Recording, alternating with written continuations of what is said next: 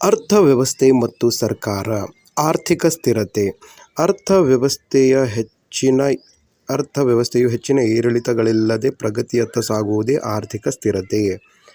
ಸಾಮಾಜಿಕ ನ್ಯಾಯ. ದೇಶದಲ್ಲಿ ಉತ್ಪಾದನೆಯಾಗುವ ಆದಾಯ ಮತ್ತು ಸಂಪತ್ತು ಯಾವುದೇ ತಾರತಮ್ಯವಿಲ್ಲದೆ ಎಲ್ಲರಿಗೂ ಸಮಾನವಾಗಿ ಹಂಚಿಕೆ ಮಾಡುವುದು. ಭಾರತದ ಆರ್ಥಿಕ ಯೋಜನೆಗಳ ಪಿತಾಮಹ ಸರ್ ಎಂ ವಿಶ್ವೇಶ್ವರಯ್ಯ.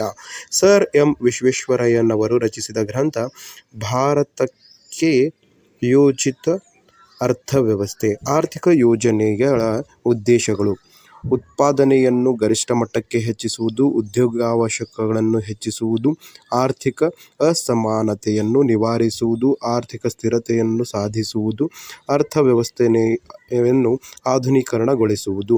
ಇವು ಆರ್ಥಿಕ ಯೋಜನೆಗಳ ಪ್ರಮುಖ ಉದ್ದೇಶಗಳಾಗಿವೆ. ಹಸಿರು ಕ್ರಾಂತಿ. ಆಹಾರ ಧಾನ್ಯಗಳ ಉತ್ಪಾದನೆಯಲ್ಲಿ ಆಗುವಂತಹ ಶೀಘ್ರ ಪ್ರಗತಿ. ಭಾರತದ ಹಸಿರು ಕ್ರಾಂತಿ ಪಿತಾಮಹ ಡಾ ಎಂ ಎಸ್ ಸ್ವಾಮಿನಾಥನ್. ನೀತಿ ಆಯೋಗದ ಸ್ಥಾಪನೆ 1ನೇ ಜನವರಿ 2015. ನೀತಿ ಆಯೋಗದ ಮುಖ್ಯಸ್ಥರು ಪ್ರಧಾನಮಂತ್ರಿಗಳು ಆಗಿರುತ್ತಾರೆ.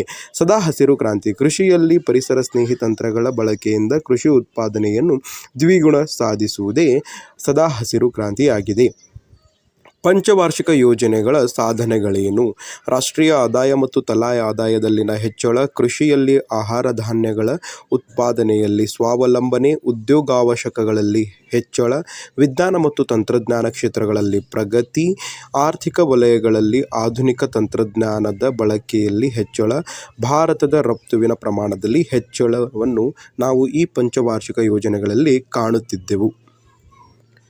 ಅದೇ ತೆರನಾಗಿ ನೀತಿ ಆಯೋಗದ ಧ್ಯೇಯೋದ್ದೇಶಗಳಾವವು ಎಂದು ಕೇಳಿದ್ದಾರೆ. ನೀತಿ ಆಯೋಗ. ಈಗ ಭಾರತದಲ್ಲಿ ನೀತಿ ಆಯೋಗ ಜಾರಿಯಲ್ಲಿದೆ.